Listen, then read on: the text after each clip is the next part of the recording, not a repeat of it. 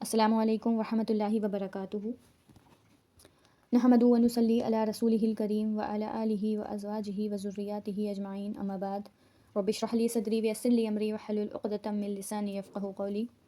رب یسر ولا تعسر وتمم بالخیر، رب زدنی علما نافعا۔ اللہم ارنا الحق حقا وارزقنا اتباعہ وارنا الباطل باطلا وارزقنا اجتناب۔ معزز سامعات، آج جس سورت کی میں آپ کے سامنے ترجمہ اور تفسیر بیان کروں گی وہ سورہ ہے سورۃ الملک۔ یہ قرآن کی 67 سورت نمبر 67 ہے اور یہ 30 آیتوں پر مشتمل ایک سورت ہے۔ تو اس کا زمانہ نزول دیکھ لیتے ہیں کہ مطلب اس کا جو زمانہ نزول ہے وہ کسی معتبر روایت سے یہ معلوم نہیں ہوتا ہے کہ کس زمانے میں نازل ہوئی ہے، مگر مضامین اور اس کا جو انداز بیان ہے اس سے یہ معلوم ہو رہا ہے کہ یہ مکہ معظمہ کی جو ہے ابتدائی صورتوں میں سے ایک ہے۔ اس سورہ میں 30 آیات ہیں، 330 کلمات ہیں اور 1313 حروف ہیں۔ اس کا موضوع اور مضمون یہ ہے کہ اس میں ایک طرف جو ہے مختصر طریقے سے اسلام کی تعلیمات کا تعارف کرایا گیا ہے، اور دوسری طرف جو ہے بڑے مؤثر انداز میں جو ہے ان لوگوں کو چونکایا گیا ہے جو غفلت میں پڑے ہوئے ہیں۔ یہ جو ہے مکہ معظمہ کی جو ابتدائی صورتوں کی خصوصیت یہ ہے کہ وہ اسلام کی ساری تعلیمات اور رسول اللہ صلی اللہ علیہ وسلم کا مقصد بعث کو پیش کرتی ہیں۔ جو ابتدائی صورتیں ہیں مکہ معظمہ کے زمانے کی، تو ان کی یہ خصوصیت ہے، مگر تفصیل کے ساتھ نہیں، بہت ہی شارٹ ٹرم میں پیش کرتی ہیں۔ اور اس کے ساتھ یہ بھی اس میں زیادہ اس بات پہ بھی زور دیا جاتا ہے کہ اس بات پر کہ لوگوں کو کی غفلت کو دور کیا جائے اور سوچنے پر مجبور کیا جائے، اور ان کے سوئے ہوئے جو ضمیر ہیں ان کو بیدار کیا جائے۔ اس کی فضیلت دیکھ لیتے ہیں کہ ایک روایت میں بیان ہوا ہے کہ رسول اللہ صلی اللہ علیہ وسلم نے فرمایا کہ اللہ کی کتاب میں ایک سورت ہے جس میں صرف 30 آیات ہیں، اور یہ آدمی کی سفارش کریں گے یہاں تک کہ اس کو بخش دیا جائے گا۔ اور قرآن مجید میں ایک دوسری جگہ بیان ہوا ہے، قرآن مجید میں ایک سورت ہے کہ جو اپنے پڑھنے والے کی طرف سے لڑے گی حتیٰ یہاں تک کہ اسے جنت میں داخل کروا دے گی۔ اور آپ رسول اللہ صلی اللہ علیہ وسلم کا یہ مطلب وہ تھا کہ آپ معمول تھا کہ آپ اسے سونے سے قبل یعنی سونے سے پہلے جو ہے سورۃ السجدہ اور سورہ ملک ضرور پڑھا کرتے تھے۔ اور سورہ ملک جو ہے عذاب قبر سے جو ہے روکنے والی بھی ہے، یعنی اس کا پڑھنے والا امید ہے کہ عذاب قبر سے انشاءاللہ تعالی محفوظ رہے گا، بشرطے یہ کہ وہ احکام اور فرائض جو ہیں اسلام کا اس کا پابند ہو۔ اب اس میں یہ بہت اہم پوائنٹ ہے کہ جو اسلام کے جو فرائض ہیں، جو احکام ہیں، اس کا پابند ہونا چاہیے، تو جو ہے امید ہے کہ عذاب قبر سے اللہ تعالیٰ اس کو نجات دے دے گا۔ اب یہ نہیں ہے کہ ہم پورا دن تو جو ہے اللہ کی مطلب اس کا بات نہیں مان رہے ہیں، اللہ کے احکاموں کی بات نہیں مان رہے ہیں، غفلت میں پورا دن گزار دیا ہم نے، اور ہم شام میں یہ سوچ کے سورہ ملک پڑھ لیں کہ ہمیں جو ہے عذاب قبر سے نجات مل جائے گی، تو ایسا نہیں ہے۔ اس کے لیے بھی یہ شرط ہے کہ آپ مکمل طریقے سے اللہ کے احکام اور اس کے فرائض کے پابند ہو اسلام کے۔ تو ہم اپنی سورہ شروع کرتے ہیں۔ اعوذ باللہ من الشیطان الرجیم، بسم اللہ الرحمن الرحیم۔ تبارک الذی بیدہ الملک وہو علی کل شیء قدیر۔ بہت ہی بابرکت ذات ہے وہ جس کے ہاتھ میں ساری بادشاہت اور وہ ہر چیز پر قدرت رکھنے والا ہے۔ یعنی اللہ ایک ایسا بادشاہ ہے جو تمام جہانوں کا تنہا مالک اور خالق ہے، اور اسی کے ہاتھوں میں ساری سلطنت کی بادشاہت ہے۔ اب پوری کائنات جو ہے وہ پوری کائنات پر اللہ کا راج ہے، لیکن صرف دنیا میں بغاوت ہے۔ کیوں بغاوت ہے؟ کیونکہ وہ اپنے ایمان کے دعوے داروں کو ٹیسٹ کرنا چاہتا ہے، ٹھیک ہے، اس لیے دنیا میں بغاوت ہے۔ ہم دیکھ لیں چاند، سورج، ہماری یونیورس کی جتنی بھی گیلیکسی ہیں، سب اللہ کی تابع فرمان ہے، حتیٰ کہ ہمارا جو جسم ہے، اللہ تعالیٰ نے جو ہمیں جسم عطا کیا ہے وہ بھی اللہ کا تابع فرمان ہے۔ آپ لیٹنے چلیں، آپ یہ سوچیں کہ میں کوئی سوئچ آف کر دوں، اپنا ہارٹ آف کر دوں، اور جب میں صبح اٹھوں تو اس کو آن کر لوں، تو ایسا کوئی سسٹم نہیں ہے نا۔ ہم چاہیں اپنی سانس روک لیں، ایسا کچھ بھی نہیں ہے۔ ہمارا دل، پورا جسم، ہر اللہ کے حکم کے تابع فرمان ہے، وہ جیسا چاہتا ہے وہ اس طریقے سے چل رہا ہے، سوائے انسان کے نفس کے۔ تو اگلی آیت، الذی خلق الموت والحیات لیبلوکم ایکم احسن عملا وہو العزیز الغفور۔ خلق الموت یعنی اس نے موت کو پیدا کیا، اور حیات یعنی زندگی کو، کہ وہ تمہیں آزما سکے کہ تم میں سے کون احسن عملا یعنی زیادہ اچھا عمل کرنے والا ہے۔ اب ہم دیکھ لیتے ہیں کہ جس نے موت اور زندگی کو اس لیے پیدا کیا ہے کہ تمہیں آزمائے کہ تم میں سے کون اچھے کام کرنے والا ہے۔ یعنی اس مختصر سے فقرے میں بہت ہی اہم حقیقتوں کو اللہ تعالیٰ نے بیان کیا ہے. اگر سمجھیں ہم کہ ایک تو یہ کہ موت اور زندگی اللہ کی طرف سے ہے، اس کو دوسرا کوئی بخشنے والا نہیں ہے، ٹھیک ہے. اور دوسرا یہ کہ اللہ تعالیٰ نے انسان کو بدی اور نیکی کرنے کا اختیار جو عطا کیا ہے وہ اس لیے اس زندگی کے لیے بھی مطلب مقصد ہے اس زندگی کو دینے کے لیے، اور اس کے بعد کی زندگی کے لیے بھی، کہ اللہ نے انسان کو امتحان کے لیے پیدا کیا ہے. زندگی یعنی امتحان کی جو مہلت، اور موت امتحان کا وقت ختم، یعنی ہمارے جسم میں جب تک روح رہتی ہے تب تک ہمارے پاس اختیار ہے کہ ہم اس سے اچھے عمل کر سکیں یا برے کر سکیں. اور جب ہماری موت کا وقت آ جاتا ہے، موت ہمیں آ جائے گی، تو جو ہے یہ امتحان کا وقت ختم ہو جائے گا. اسی لیے احادیث میں بھی بیان ہوا ہے کہ ایک مومن کے لیے یہ دنیا جو ہے وہ قید خانہ ہے، اور جو ہے ایک کافر کے لیے یہ جنت ہے. تو آپ ایک مومن اس دنیا میں ایسے رہے کہ وہ جو ہے گویا ایک مطلب سفر پر ہے، وہ جو ہے راہگیر ہے اس دنیا کا، بس اسے ایک دن اس سفر کو ختم ہونا ہے، اور بے شک ختم ہونا ہے. اور اس میں ایک اتنی بڑی حقیقت ہے. آپ دیکھیں یہ ایک نصیحت ہے. اللہ تعالیٰ قرآن میں نصیحت وہ چیز ہے جس پہ بار بار اللہ تعالیٰ بات کر رہا ہے، بار بار بات کر رہا ہے. تو وہ کیا چیز ہوتی ہے جس پہ بار بار اللہ تعالیٰ کہہ رہا ہے؟ تو وہ بے شک نصیحت ہے. اور قرآن کی سب سے بڑی نصیحت، جب آپ اس کو پڑھیں گے تو سب سے بڑی نصیحت موت ہے. کوئی بھی ایسا صفحہ قرآن کا نہیں ہے جس میں اللہ تعالیٰ نے موت کا ذکر نہیں کیا ہے. ہاں وہ الگ بات ہے کہ کسی میں کہیں پر ڈائریکٹ کر دیا ہے اور کہیں پر اللہ تعالیٰ نے انڈائریکٹلی موت کا ذکر ضرور کیا ہے. بہت سی ایسی آیات بہت ساری ہیں، لیکن کچھ آیات جیسے کہ اس آیت سے بہت صاف ظاہر ہو رہا ہے کہ ان اللہ خبیر بصیر اور ان اللہ سمیع بصیر، یعنی اللہ تمہیں دیکھ بھی رہا ہے اور سن بھی رہا ہے، اور وہ بے شک باخبر ہے. تو اللہ تعالیٰ یعنی اس کا مطلب یہ ہے نا کہ سن رہا ہے، یعنی دیکھ رہا ہے کہ وہ تم کیسے عمل کر رہے ہو، اور اس کے بعد تمہیں اس کی جزا دی جائے گی. تو اس پر ایک قصہ بھی مجھے یاد ہے، جو بھی کچھ دن پہلے ہی میں نے سنا تھا، کہ ایک نوجوان وہ ایک بزرگ کے پاس گئے تو وہ کہتے ہیں کہ آپ مجھے کوئی نصیحت دیجیے. تو وہ ان سے پوچھتے ہیں اس نوجوان سے کہ کیا تمہارے والدین ہیں؟ تو وہ کہتے ہیں نہیں. تو کہتے ہیں میں اور تمہیں کیا نصیحت کروں، کہ تم اپنے ہاتھ سے اپنے والدین کو قبر میں اتار کے آئے ہو، اس سے بڑی نصیحت کیا ہے؟ مطلب موت سے بڑی کوئی نصیحت نہیں. اور ایسا ہی ایک دوسرا واقعہ ہے کہ ایک جنازہ جا رہا ہوتا ہے تو ایک بزرگ سے ایک نوجوان پوچھتے ہیں کہ یہ کس کا جنازہ ہے؟ تو بزرگ جو ہیں وہ مطلب اس کو سمجھانے کے اس سے کہتے ہیں کہ بیٹا تمہارا. تو اس کو برا لگ جاتا ہے، مطلب اس کے شکن سے ان کو پتہ چل جاتا ہے کہ اسے کو برا لگا ہے. تو وہ یہ کہتا ہے کہ میں نے تو آپ سے ایک سیدھی بات پوچھی تھی، آپ مطلب جو سیدھا جواب دیں. تو کہتے ہیں بیٹا اگر تمہیں برا لگا ہے تو یہ میرا جنازہ ہے. مطلب کہ یہ جنازہ یہ دن تمہارے لیے بھی آنا ہے اور یہ دن میرے لیے بھی آنا ہے. تو جو انسان موت کی نصیحت یعنی موت کو یاد رکھتا ہے تو وہ صالح عمل کرنے کے لیے اس کے چانسز بڑھ جاتے ہیں، کیونکہ اس کے اندر تقوی، اللہ کا خوف پیدا ہوتا ہے. اگلی آیت، الذی خلق سبع سماوات طباقا ما تری فی خلق الرحمن من تفاوت فارجع البصر هل تری من فطور. جس نے 7 آسمان اوپر تلے بنائے، اللہ رحمان کی تخلیق میں کوئی بے ضابطگی نہ دیکھے گا، دوبارہ نظر ڈال کے دیکھ لے کیا کوئی شگاف بھی نظر آ رہی ہے. تفاوت کا مطلب جو یہاں پہ الفاظ آیا ہے اس کے معنی ہوتے ہیں کوئی نقص، کوئی کمی یا کوئی خلل. تو یعنی کوئی تناقض یا کوئی کجی یا کوئی نقص اور کوئی خلل، بلکہ وہ بالکل سیدھے اور برابر ہیں. جو بھی اللہ تعالیٰ نے چیز کائنات میں بنائی ہے ذرہ ذرہ برابر ہے، جو اس بات پر دلالت کرتے ہیں کہ ان سب کا پیدا کرنے والا صرف ایک ہی ہے، یعنی کوئی دوسرا نہیں ہے بے شک. اگلی آیت، ثم ارجع البصر کرتین ینقلب الیک البصر خاسئا وهو حسیر. پھر دہرا کر دیکھو، دو بار دیکھ لے، تیری نگاہ تیری طرف ذلیل اور عاجز ہو کر تھکی ہوئی لوٹ آئے گی. اب یہاں پہ اللہ تعالیٰ انسان کو چیلنج کر رہا ہے کہ دیکھو، دوبارہ دیکھو. اللہ تعالیٰ کہہ رہا ہے دوبارہ دیکھو، یعنی بعض دفعہ جو ہے ہم کوئی ایک بار چیز دیکھتے ہیں تو ہمیں اس میں کوئی کمی پیشی نظر نہیں آتی، لیکن بار بار دیکھنے سے کیا ہوتا ہے کہ کبھی کوئی کمی نظر آ جاتی ہے. لیکن اللہ تعالیٰ کہہ رہا ہے کہ تم میری بنائی ہوئی ہر چیز کو بار بار دیکھو، اور تمہاری نگاہ جو ہے بار بار دیکھو کہ تمہیں کوئی شگاف نظر آتی ہے. یہ مزید مطلب تاکید ہے جس کا مقصد اپنی عظیم اور قدرت اور وحدانیت کو واضح تر کرنا ہے. اللہ تعالیٰ اپنی وحدانیت کو واضح کرنا چاہ رہا ہے، اور بے شک اللہ جیسا کریٹر کوئی نہیں ہے. آپ کسی بھی چیز کو دیکھ لیں. اگلی آیت، وَلَقَدْ زَيَّنَّا السَّمَاءَ الدُّنْيَا بِمَصَابِيحَ وَجَعَلْنَاهَا رُجُومًا لِلشَّيَاطِينِ وَأَعْتَدْنَا لَهُمْ عَذَابَ السَّعِيرِ، اور البتہ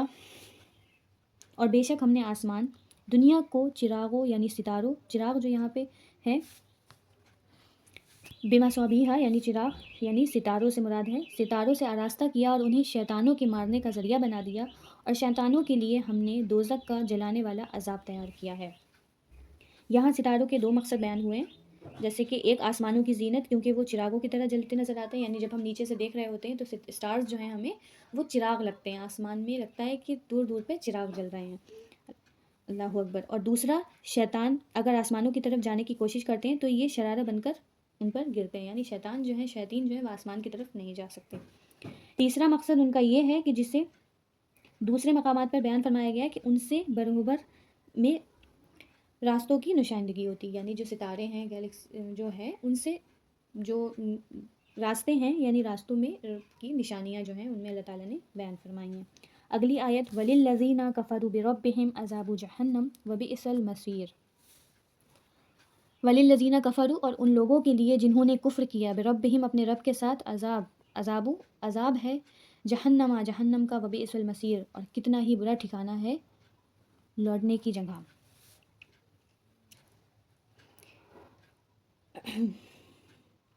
یعنی شہیقن جو یہاں پہ الفاظ بیان ہوئے ہیں،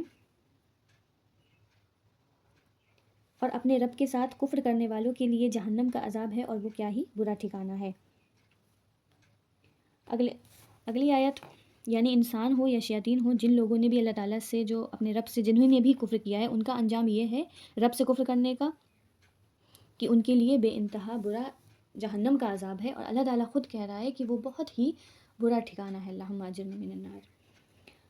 اذا القوا فیہا سمعوا لہا شہیقا وہی تفور، جب یہ اس میں ڈالے جائیں گے تو اس کی بڑے زور کی آواز سنیں گے اور وہ جوش مار رہی ہوگی۔ یہاں پہ جو شہیقن کا لفظ بیان ہوا ہے یعنی جلانا، اور وہی تفور اور وہ جوش کھا رہی ہوگی، یعنی شہیقن اس آواز کو بھی کہتے ہیں جو گدھا پہلی مرتبہ نکالتا ہے، یعنی وہ بہت ہی بری آواز ہوتی ہے۔ جہنم بھی گدھے کی طرح چیخ رہی اور چلا رہی ہوگی، اور آگ پر رکھی ہوئی ہانڈی کی طرح جوش مار رہی ہوگی، یعنی کھول رہی ہوگی جب اس میں اللہ سے کفر کرنے والے لوگ اور شیاطین یعنی انس اور جنس ڈالے جائیں گے۔ اگلی آیت تمادو تمیزو من الغیظ کلما القی فیہا فوج سألہم خزنتها الم یأتکم نذیر، قریب ہے کہ غصے کے مارے وہ پھٹ جائے، جب کبھی اس میں کوئی گروہ ڈالا جائے گا تو اس سے جہنم کے داروغے پوچھیں گے کہ کیا تمہارے پاس کوئی ڈرانے والا نہیں آیا تھا۔ مطلب جب اس میں کافر اس میں نعوذ باللہ استغفر اللہ ڈالے جائیں گے تو وہ جہنم بھی اتنا جوش مار رہی ہوگی، اتنا غصے میں ہوگی، غیظ و غضب کے کہ جو ہے وہ مطلب جہنم کافروں کو دیکھ کر اتنی غضبناک ہو جائے گی کہ جس کا شعور اللہ تعالیٰ اس کے اندر پیدا کر دے گا، یعنی یہ جو شعور غیظ و غضب کا ہے اللہ ہی اس کے اندر پیدا کرے گا، اور اس کے لیے کوئی بڑی بات نہیں ہے بے شک۔ تب جو ہے وہاں کے جو داروغے ہوں گے، خزانتوہا کا جو الفاظ ہے یہاں پہ داروغہ یعنی چوکیدار جو ہوں گے جہنم کے، وہ پوچھیں گے کہ کیا تمہیں جو ہے تمہارے پاس کوئی ڈرانے والا نہیں آیا تھا جس کی وجہ سے تمہیں آج جہنم کا عذاب کا مزہ چکھنا پڑ رہا ہے، یعنی کوئی تمہیں ڈرانے والا نہیں آیا تھا کہ تمہیں آج یہاں ڈالا جا رہا ہے۔ اگلی آیت میں کہا جا رہا ہے کہ قالوا بلا قد جاءنا نذیر فکذبنا وقلنا ما نزل اللہ من شیء ان انتم الا فی ضلال کبیر، اور وہ کہیں گے کہ کیوں نہیں، قد جاءنا یعنی تحقیق مطلب ہمیں ڈرانے والے آئے، وہ جواب دیں گے کہ بے شک آیا تھا لیکن ہم نے اسے جھٹلایا، اور ہم نے کہا کہ اللہ تعالیٰ نے کچھ بھی نازل نہیں کیا، یعنی وہ کہتے تھے کہ اللہ تعالیٰ نے کچھ بھی نازل نہیں کیا، یعنی قرآن کو جھٹلاتے تھے، اور فرمایا تم بہت ہی بڑی گمراہی میں ہو۔ یعنی وہ کہیں گے جو کافر جو ڈالے جا رہے ہوں گے جہنم میں، وہ کہیں گے جب ان سے داروغہ پوچھیں گے تو وہ کہیں گے کہ ہم نے پیغمبروں کی تصدیق کرنے کے بجائے جو ہے انہیں جھٹلایا تھا اور آسمانی کتابوں کا ہی سرے سے انکار کر دیا، یعنی وہ آسمانی کتابوں کو مانتے ہی نہیں تھے، حتیٰ کہ اللہ کے پیغمبروں کو ہم نے کہا کہ تم بڑی گمراہی میں ہو، یعنی وہ اللہ کے پیغمبروں تک سے نعوذ باللہ کہتے تھے کہ تم خود گمراہی میں ہو، یعنی تم جھوٹے ہو۔ اگلی آیت وقالوا لو كنا نسمع او نعقل ما كنا في اصحاب السعیر، اور وہ کہیں گے کہ لو کنا، کہ کاش ہم ہوتے، نسمعو یعنی ہم سنتے ہوتے، اور ناقلو یا ہم سمجھتے ہوتے، تو ہم دوزخ والوں میں نہ ہوتے۔ اب یہاں پہ کیا ہے دیکھیے کہ وہ اعتراف کریں گے، خود اعتراف کریں گے، یعنی غور اور توجہ سے اگر انہیں پیغمبروں کی بات سنی ہوتی، اللہ کی نصیحتوں کو جانا ہوتا، تو اسی طرح اللہ کی دی ہوئی عقل سے بھی سوچنے کا کام لیتے، جو اللہ تعالیٰ نے ہمیں عقل دیا، اگر ہم اس سے سوچنے کا کام لیتے تو آج ہم دوزخ والوں میں شامل نہ ہوتے۔ ان الذین یخشون ربہم بالغیب لہم مغفرۃ واجر کبیر، یہاں پہ اللہ تعالیٰ خوشخبری دے رہا ہے کہ بے شک جو لوگ اپنے پروردگار سے غائبانہ طور پر ڈرتے رہتے ہیں، ان کے لیے بخشش ہے اور بڑا ثواب ہے۔ واجر کبیر یعنی بڑا ثواب ہے۔ یہ اہل کفر کے مقابلے میں جو ہے اللہ تعالیٰ اہل ایمان کا اور ان کی نعمتوں کا ذکر کر رہا ہے، یعنی ابھی اہل کفر کی بات ہو رہی تھی، اب اسی کے برعکس اللہ تعالیٰ اہل ایمان کی اور ان کی نعمتوں کا ذکر کر رہا ہے، جو انہیں قیامت کے دن اللہ کے یہاں ملیں گی انشاءاللہ تعالیٰ۔ بالغیب کا ایک مطلب ایک تو یہ ہوا کہ انہوں نے اللہ کو دیکھا تو نہیں، لیکن پیغمبروں کی تصدیق کرتے ہوئے وہ اللہ کے عذاب سے ڈرتے رہے، ایمان والوں کی پہچان یہ ہے۔ اور دوسرا مطلب یہ بھی ہو سکتا ہے کہ لوگوں کی نظروں سے غائب، یعنی خلوتوں میں اللہ سے ڈرتے رہے، یعنی اکیلا پن، مطلب جب انسان اکیلا ہوتا ہے تو سب سے ضروری ہے اس کے اندر اللہ کا خوف ہونا، تب بہت ضروری ہے۔ انسان سامنے تو سب کے جو ہے وہ اچھے کام کر لیتا ہے دکھانے کی وجہ سے، شو آف کرنے کی وجہ سے، لیکن جو اللہ تعالیٰ نے، اللہ کا اصل خوف جب ہوتا ہے انسان کے اندر، جب وہ اکیلے پن میں کوئی گناہ نہ کرے، یعنی ہم تب کوئی کمال نہیں کر رہے ہوتے ہیں جب ہم لوگوں کے سامنے نیک کام کر رہے ہوتے ہیں۔ اصل کمال وہ ہے کہ ہم اکیلے میں بھی غافل نہ ہوں، شیطان کے بہکاوے میں نہ آئیں، کیونکہ شیطان نے اللہ تعالیٰ سے وعدہ کیا ہے وہ بہکائے گا، اور وہ ہمارے جسموں میں خون کی طرح دوڑ رہا ہے۔ تو اصل ایمان والا کون ہے؟ جو غائبانہ طریقے سے اللہ سے اپنے ڈرتا رہتا ہے، یعنی ہر وقت۔ اگلی آیت وَأَسِرُّوا قَوْلَكُمْ أَوِ اجْهَرُوا بِهِ إِنَّهُ عَلِيمٌ بِذَاتِ الصُّدُورِ، اور تم اپنی باتوں کو چھپاؤ یا ظاہر کرو، وہ تو سینوں کے پوشیدگیوں کو بھی بخوبی جانتا ہے۔ پھر اللہ تعالیٰ یہ کافروں سے خطاب کر رہا ہے، مطلب یہ کہ تم رسول اللہ صلی اللہ علیہ وسلم کے سے چھپ کر، یعنی وہ جو تھے اہل کفر، یعنی مکہ کفر جو تھے، تو وہ حضور صلی اللہ علیہ وسلم کو کوستے تھے، اور آپ صلی اللہ علیہ وسلم اور آپ کے ساتھیوں کے خلاف جو ہے وہ باتیں کرتے تھے، اور اہل ایمان کے لیے نعوذ باللہ ہلاکت کی دعائیں مانگا کرتے تھے۔ تو اس پر فرمایا گیا ہے کہ تمہیں راہ راست کی طرف بلانے والے خواہ ہلاک ہوں، یعنی جو سیدھے راہ پہ بلا رہے ہیں، یعنی آپ صلی اللہ علیہ وسلم اور ان کے ساتھی، وہ ہلاک ہوں یا اللہ ان پر رحم کرے، اس سے آخر تمہاری جو مطلب تمہارا جو قسمت ہے وہ کیسے بدل سکتی ہے؟ اپنی فکر کرو کہ خدا کا عذاب اگر تم پر آ جائے تو کون تمہیں بچائے گا؟ جیسا کہ اگلی آیت میں بیان ہوا ہے، الا یعلم من خلق وهو اللطیف الخبیر، کیا وہی نہ جانے جس نے تمہیں پیدا کیا، پھر وہ باریک بن بھی ہے اور باخبر بھی ہو، جیسا کہ ابھی میں نے آیت پڑھی تھی، ان اللہ خبیر بصیر، ان اللہ سمیع بصیر۔ تو بے شک اللہ تعالیٰ یہاں پہ خود کہہ رہا ہے کہ کیا وہ وہی نہ جانے جس نے تمہیں پیدا کیا، کیا اللہ ہی نہ جانے گا جس نے ہمیں پیدا کیا ہے، اور جب کہ وہ باریک بن بھی ہو اور باخبر بھی ہو۔ اگلی آیت هو الذی جعل لکم الارض ذلولا فامشوا فی مناکبها وکلوا من رزقہ وإلیہ النشور، وہ ذات جس نے تمہارے لیے زمین کو پست اور متی کر دیا تاکہ تم اس کی راہوں پر چلو پھرو، اور اللہ کی روزیاں جو اس نے عطا کی ہیں اس میں سے کھاؤ پیو اور اسی کی طرف جی کر اٹھ کر کھڑا ہونا ہے۔ ذلولن کے معنی جو ہیں وہ متی کے، یعنی متی کے ہیں جو تمہارے سامنے جھک جائے، یعنی زمین کو تمہارے لیے نرم اور آسان کر دیا ہے، اور اسے اس طرح سخت نہیں بنایا ہے کہ تمہارا اس پر آباد ہونا جو ہے اور چلنا پھرنا جو ہے وہ مشکل ہو جائے۔ یہاں جو ہے اور یعنی زمین کو پیداوار سے کھاؤ پیو، جو اللہ تعالیٰ نے روزیاں یہاں پہ عطا کی ہیں، بتایا جا رہا ہے کہ اس میں سے کھاؤ پیو۔ اگلی آیت اَأَمِنْتُم مَّن فِی السَّمَاءِ أَن يَخْسِفَ بِكُمُ الْأَرْضَ فَإِذَا هِیَ تَمُورُ، کیا تم اس بات سے بے خوف ہو گئے ہو کہ آسمانوں والا تمہیں زمین میں دھسا دے اور اچانک زمین لرزنے لگے؟ یعنی اللہ تعالیٰ جو آسمان پر یعنی عرش پر جلوہ گر ہے، بے شک یہ کافروں کو ڈرایا جا رہا ہے یہاں پہ کہ آسمانوں والی ذات جب چاہے تمہیں زمین میں دھسا دے، یعنی وہی زمین جو تمہارے لیے قرارگاہ ہے، جس میں تم کو سکون مل رہا ہوتا ہے اور تمہاری روزی کا مؤذن بھی ہے، یعنی اس سے تمہیں روزی بھی عطا ہو رہی ہے، جس نے تو اللہ تعالیٰ اسی زمین کو جو نہایت تمہارے لیے پرسکون ہے،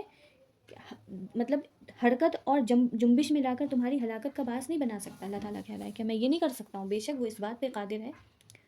کہ زلزلہ لا کے وہ 2 منٹ میں سب ختم کر سکتا ہے اللہ تعالیٰ۔ ام امنتم من فی السماء ان یرسل علیکم حاسبا فستعلمون کیف نذیر، یا کہ تم اس بات سے نڈر ہو گئے ہو کہ آسمانوں والا تم پر پتھر برسا دے۔ اب یہ دیکھ لیتے ہیں یہاں پہ اس کی تفسیر کیا ہے کہ آسمانوں والا تم پر برسا دے، پھر تو تمہیں معلوم ہو ہی جائے گا کہ میرا ڈرانا کیسا تھا۔ وَلَقَدْ كَذَّبَ الَّذِينَ مِن قَبْلِهِمْ فَكَيْفَ كَانَ نَكِيرٌ، اور ان سے پہلے لوگوں نے بھی جھٹلایا تھا تو دیکھو ان پر میرا عذاب کیسا ہوا۔ اب یہاں پہ جن کی اللہ تعالیٰ بات کر رہا ہے، جن پہ اللہ تعالیٰ نے عذاب دیا تھا پتھروں کا، اور اللہ تعالیٰ ان کے بارے میں کہہ رہا ہے کہ تم جان جاؤ گے کہ میرا ڈرانا کیسا تھا، تو وہ یہاں پہ بات ہو رہی ہے قوم لوط اور اصحاب الفیل کی۔ سورۃ فیل میں جو ہاتھی والوں کا قصہ بیان ہوا ہے کہ ابرہہ جو ہے وہ اپنے لشکر کے ساتھ، جس میں ہاتھی بھی تھے اس لیے انہیں ہاتھی والا کہا جاتا ہے، تو وہ مکہ معظمہ کو مطلب استغفر اللہ کہ اس کو گرانے کی نیت سے آ رہا تھا، تو اللہ تعالیٰ نے اپنے گھر کی کس طریقے سے حفاظت کی تھی کہ جو ہے پرندوں کے پنجوں اور چوچوں میں اللہ تعالیٰ نے اس طریقے کے مطلب آگ کے بنے ہوئے گولے پتھر جو تھے وہ برسوائے تھے، اور آخر کی جو آیت ہے اس میں بیان ہوتا ہے کہ اس طریقے سے ان کا حال ہوا کہ وہ بھس کی طرح ہو گئے، ٹھیک ہے، کھائے ہوئے بھس کی طرح وہ ہو گئے تھے۔ اور دوسری جو اللہ تعالیٰ نے بتا رہا ہے جس کا قوم لوط، جو ہومو سیکشولیٹی کی وجہ سے جن پر ہم جنسی کی وجہ سے جن پر جو ہے عذاب آیا تھا، کہ جو مرد کے ساتھ مباشرت اور عورت کے ساتھ، تو اس وجہ سے اللہ تعالیٰ نے ان پر عذاب بھیجا تھا کہ ان کے اوپر پتھر کے گولے گرائے تھے آ کے، کہ وہ پوری دنیا کے لیے عبرت کا ایک یہ بات ہے۔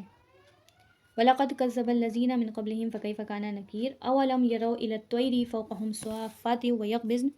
مَا يُمْسِكُهُنَّ إِلَّا الرَّحْمَنُ إِنَّهُ بِكُلِّ شَيْءٍ بَصِيرٌ، کیا یہ اپنے اوپر پر کھولے ہوئے اور کبھی کبھی سمیٹے ہوئے اڑنے والے پرندوں کو نہیں دیکھتے؟ انہیں اللہ رحمان ہی تو فضا میں تھامے ہوئے ہے۔ یعنی اب پرندہ جب ہوا میں اڑتا ہے تو وہ پر پھیلاتا ہے، اور کبھی دوران پرواز جو ہے پروں کو سمیٹ لیتا ہے، تو یہ پھیلانا یعنی صاف فاتین جو یہاں پہ بیان ہوا ہے لفظ، اور سمیٹ لینا یعنی ویقبضن یعنی سمیٹ لینا، تو یعنی دوران پرواز جب یعنی اڑنے کے دوران ان پرندوں کو تھامے اور روکنے والا کون ہے؟ اللہ ہی تو ہے، جو انہیں زمین میں گرنے نہیں دیتا ہے، بے شک وہ اللہ ہی ہے۔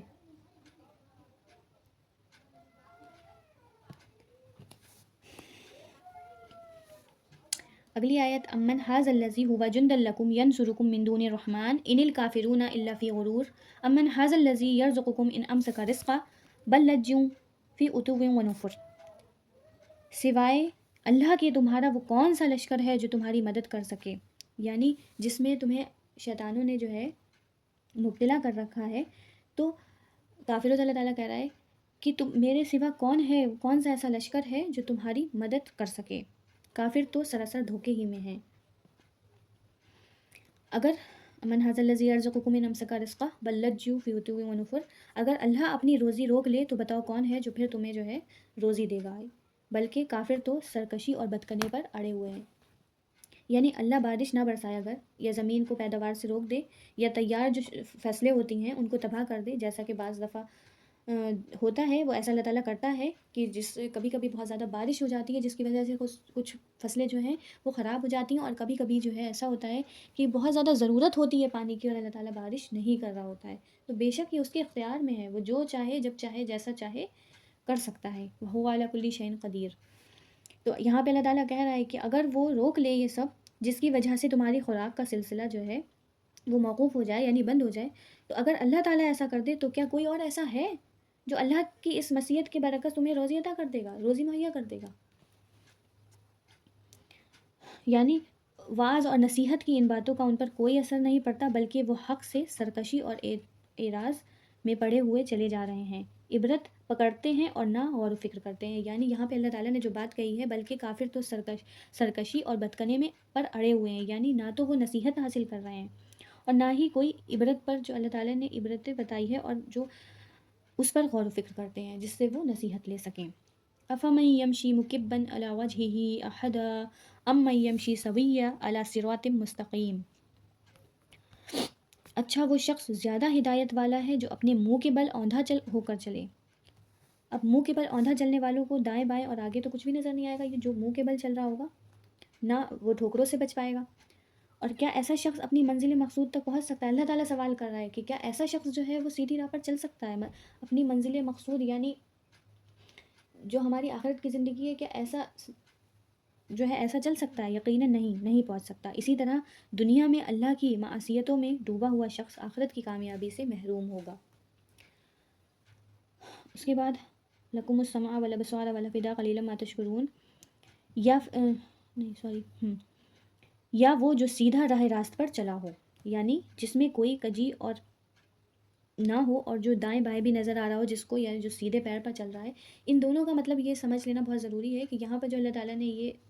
اگزامپل دیا ہے یہ اس سے دیا ہے کہ جو سیدھی راہ پر ہے، سیدھی راہ کا مطلب جو صراط المستقیم پر ہے، اللہ کی اطاعت پابندی کے تابع فرمان ہو کر چل رہا ہے، وہی اللہ کی نعمتوں اور رحمتوں میں آخرت میں جو ہے وہ فیضیاب ہوگا. ادروائز جن کا کہا گیا ہے کہ جو اپنے سر کے بل چل رہے ہیں وہ کون لوگ ہیں؟ وہ کافر ہیں. کہیں جگہ پر یہ بھی آیا ہے کہ کافروں کو جو ہے سر کے بل لے جایا جائے گا، ہے نا. یعنی یہاں پہ مومن اور کافروں کی کیفیت کو اللہ تعالیٰ نے ایک طریقے سے بیان کیا ہے جو قیامت کے دن ان کی ہوگی کہ کافر جو ہیں وہ منہ کے بل جہنم میں لے کے جائے جائیں گے اور مومن جو ہیں وہ سیدھے اپنے قدموں پر چل کر جنت میں جائیں گے انشاءاللہ تعالیٰ. جیسے کافروں کے بارے میں دوسرے مقام پر اللہ تعالیٰ نے فرمایا بھی ہے کہ وَنَحْشُرُهُمْ يَوْمَ الْقِيَامَةِ عَلَىٰ وُجُوهِهِمْ. یہ سورہ بنی اسرائیل کی آیت نمبر 97 ہے، جس میں اللہ تعالیٰ کیا کہہ رہا ہے کہ ہم انہیں قیامت کے دن منہ کے بل اکٹھا کریں گے.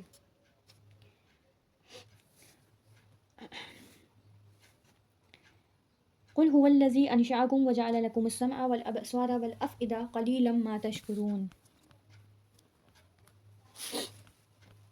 کہہ دیجئے کہ وہی ہے اللہ جس نے تمہیں پیدا کیا، یعنی پہلی بار پیدا کیا، اور تمہارے کان، آنکھیں اور دل بنائے، تم بہت ہی کم شکر گزاری کرتے ہو.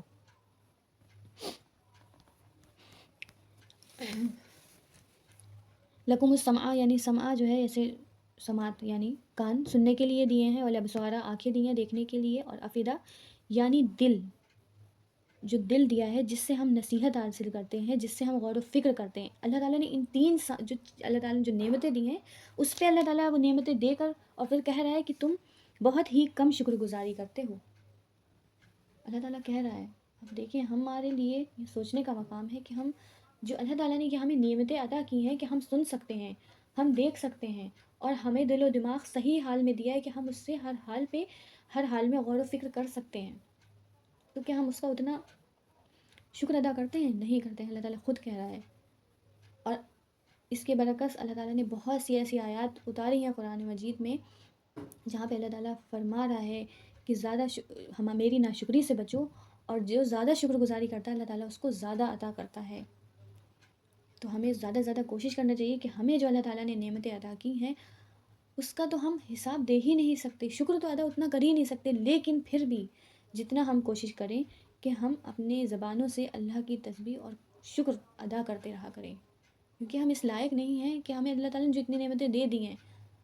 ہم اس کے باوجود بھی بے انتہا ناشکرے ہیں. جو ہمیں اللہ تعالیٰ سے کی ناشکری سے ضرور بچنا چاہیے. یہ وہ عمل ہے جو عمل میں ہونا بہت ضروری ہے. اگلی آیت قل هو الذی ذرأکم فی الارض والیہ تحشرون. کہہ دیجئے کہ وہی ہے جس نے تمہیں زمین میں پھیلا دیا اور اس کی طرف تم اکٹھا کیے جاؤ گے. یعنی انسان کو پیدا کر کے زمین میں اللہ تعالیٰ نے پھیلانے والا بھی وہی ہے، اور قیامت کے دن سب جمع بھی اس کے پاس ہوں گے. جیسے کہ آپ لوگ نے سماعت فرمایا ہوگا سورہ واقعہ میں کہ پورا قیامت کا منظر واقع فرمایا اللہ تعالیٰ نے کہ واقع ہونے والی جب واقع ہو جائے گی. اس طریقے کی بہت ساری آیات ہیں، لیکن سورہ واقعہ میں بس پورا منظر بیان فرمایا ہے. اور کس کے سامنے اٹھ کے کھڑا ہونا ہے؟ اللہ رب العزت کے سامنے. اگلی آیت وَيَقُولُونَ مَتَىٰ هَٰذَا الْوَعْدُ إِن كُنتُمْ صَادِقِينَ. اور کافر پوچھتے ہیں کہ وہ وعدہ کب ظاہر ہوگا اگر تم سچے ہو. یہ جو کافر ہیں بطور استہزاء اور قیامت کے مستعبد سمجھتے ہوئے کہتے ہیں کہ جو ہے مطلب آپ صلی اللہ علیہ وسلم سے کہتے تھے کہ بتاؤ کہ جو تم کہہ رہے ہو کہ وہ وقت کب آئے گا، وہ وعدہ کب پورا ہوگا۔ آپ صلی اللہ علیہ وسلم جب قیامت کی تاکید کیا کرتے تھے، تعلیم دیتے تھے، تو وہ یہ کہتے تھے کہ بتاؤ یہ دن کب آئے گا۔ تو اس کے لیے اللہ تعالیٰ اگلی آیت میں کہہ رہا ہے قُلْ إِنَّمَا الْعِلْمُ عِندَ اللَّهِ وَإِنَّمَا أَنَا نَذِيرٌ مُبِينٌ، آپ کہہ دیجئے کہ اس کا علم تو اللہ ہی کو ہے، میں تو صرف کھلے طور پر آگاہ کر دینے والا ہوں۔ یعنی اس کے سوا کوئی نہیں جانتا کہ دوسرا مقام پر فرمایا گیا کہ قُلْ إِنَّمَا عِلْمُهَا عِندَ رَبِّي، آپ فرما دیجئے کہ اس کا علم صرف میرے رب ہی کے پاس ہے۔ یہ سورہ اعراف آیت نمبر 187 میں اللہ تعالیٰ فرما رہا ہے کہ جو ہے آپ کہہ دیجئے کہ اس کا علم صرف میرے اللہ میرے رب العزت کے پاس ہے۔ یعنی کچھ چیزیں اللہ تعالیٰ نے مخفی رکھی ہیں، جیسے کہ لیلۃ القدر، موت، کون کب آئے گا، کون کب دنیا سے جائے گا، کس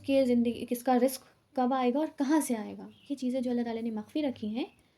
تو اس کا علم صرف اللہ رب العزت کے پاس ہے۔ اگلی آیت فَلَمَّا رَأَوْهُ زُلْفَةً سِیئَتْ وُجُوهُ الَّذِینَ كَفَرُوا وَقِیلَ هَٰذَا الَّذِی کُنتُم بِهِ تَدَّعُونَ، اور جب یہ لوگ اس وعدے کو قریب تر پا لیں گے، اس وقت ان کافروں کے چہرے بگڑ جائیں گے اور کہہ دیا جائے گا کہ یہی ہے جسے تم طلب کیا کرتے تھے۔ یعنی میرا کام تو اسے انجام سے ڈرانا ہے، نبی صلی اللہ علیہ وسلم کہہ رہے ہیں کہ میرا کام تو اسے اس انجام سے ڈرانا ہے جو میری تکذیب کی وجہ سے تمہارا ہوگا۔ دوسرے لفظوں میں جو بیان ہوا ہے کہ میرا کام انداز ہے کہ غیب کی خبریں بتلانا نہیں، یعنی ان کا کام جو ہے غیب کی خبریں بتلانا جو ہے صرف اللہ کے ہی اس علم میں ہے یہ باتیں، اللہ یہ کہ جس بات کی خود اللہ مجھے بتلا دے، اللہ یہ کہ جو اللہ تعالیٰ مجھے خود بتا دے۔ یعنی ذلت اور ہولناکی، جب قیامت کے دن قیامت برپا ہو جائے گی تو اس وقت کا منظر اللہ تعالیٰ یہاں پہ تھوڑا سا پیش کر رہا ہے کہ جب وہ وعدہ قریب تر پا لیں گے، وہ اس وقت کافروں کے جو چہرے ہوں گے وہ بگڑ جائیں گے، یعنی چہروں پر ہوائیاں اڑی ہوئی ہوں گی، جس کو دوسرے مقام پر یعنی دوسری جگہ پر سورہ آل عمران میں آیت نمبر 106 میں بھی اللہ تعالیٰ نے فرمایا ہے کہ چہروں کو سیاہ یعنی سیاہ ہونے سے تعبیر کیا گیا ہے کہ ان کے چہرے سیاہ ہو جائیں گے۔ اگلی آیت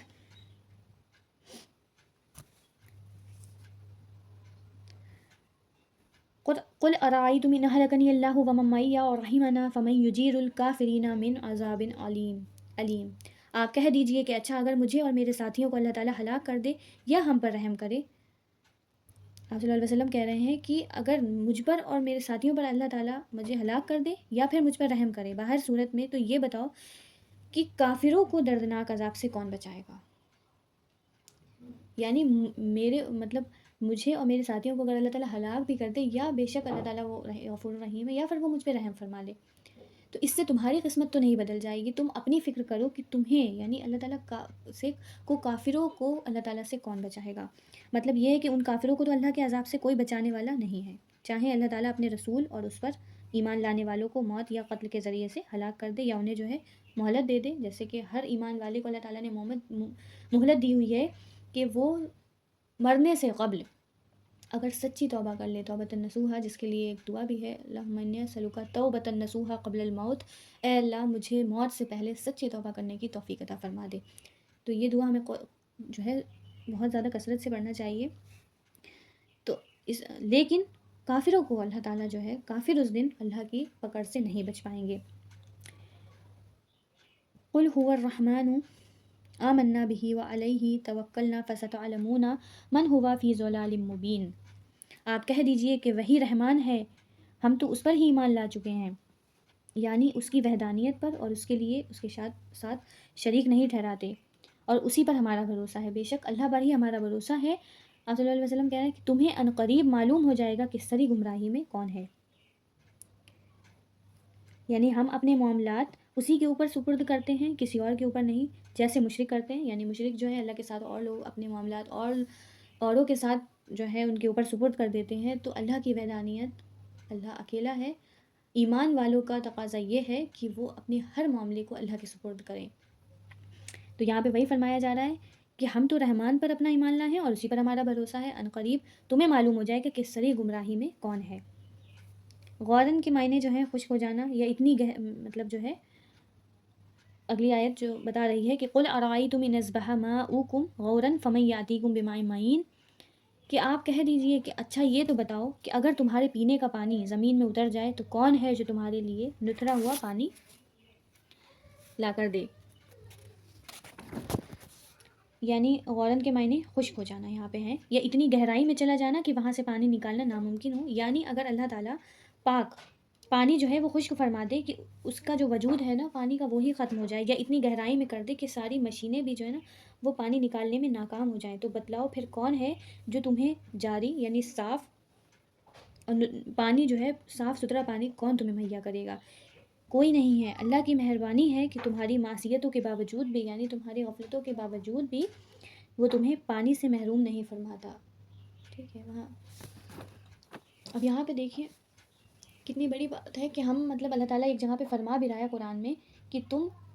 انہیں دیکھ کر مطلب وہ غافل نہ ہو جانا، کیونکہ اللہ تعالیٰ جو کافر ہیں، جو غفلت میں ہیں، جو مغلوب ہیں، انہیں بھی اللہ تعالیٰ بہت اچھے سے کھلا پلا رہا ہے۔ یہ اس کی رحمان اور رحیم ہونے کی صفت ہے کہ وہ اپنا روک نہیں رہا ہے کھانا پانی انسان کے لیے، اپنی نعمتوں کو روک نہیں رہا ہے، انہیں اچھا دے رہا ہے۔ اور آپ دیکھیں کہیں یہ تمہیں دھوکے میں نہ ڈال دیں، ایمان والوں سے اللہ تعالیٰ فرماتا ہے کہ کہیں یہ تمہیں جو ہے دھوکے میں نہ ڈال دیں، تو اللہ کی شکر گزاری کرو اور اس کی ناشکری سے بچو۔ تو یہاں پہ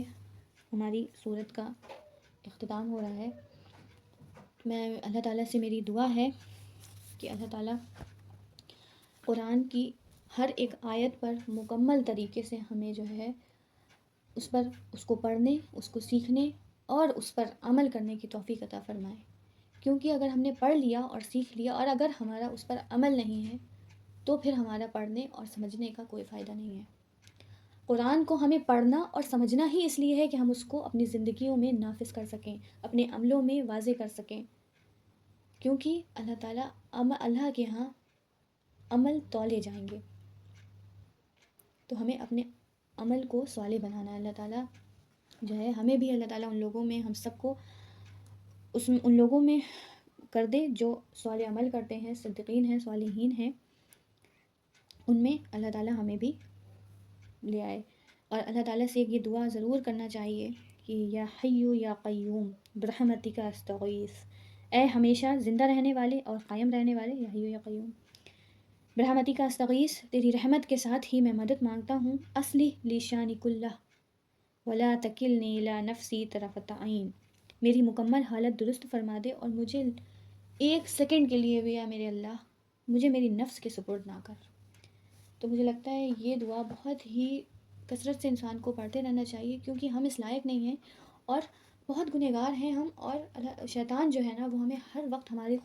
خون میں رگوں کی طرح ہے۔